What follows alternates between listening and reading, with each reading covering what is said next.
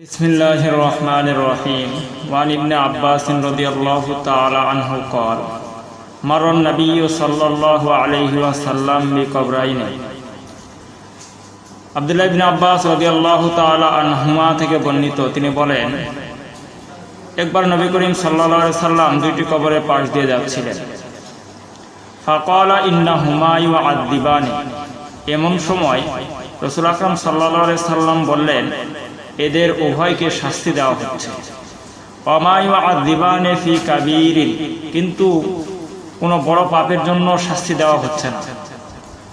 আম্মা আহাদুহুমা ফাকানা লা ইস্তাতিরু মিনাল বাউলি, এদের একজন প্রসাবের সময় আড়াল করত না, এই কারণে শাস্তি দেওয়া হচ্ছে।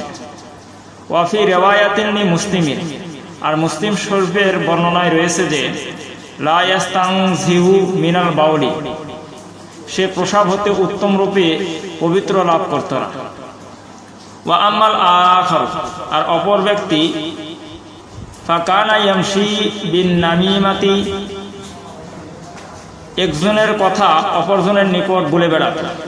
সুম্মা আখাযা জারিদাতান রতবাতান, এরপর রাসূল সাল্লাল্লাহু আলাইহি ওয়াসাল্লাম একটি তাজা খেজুরের ডাল নিয়ে তাকে দুই ভাগে ভাগ করলেন। ফাশাক্কাহা বিনিসফাইনি সুম্মা গরাজা ফি কুল্লি কবরিন ওয়াহিদাতান, এবং প্রত্যেক কবরে একটি করে গেড়ে দিলেন।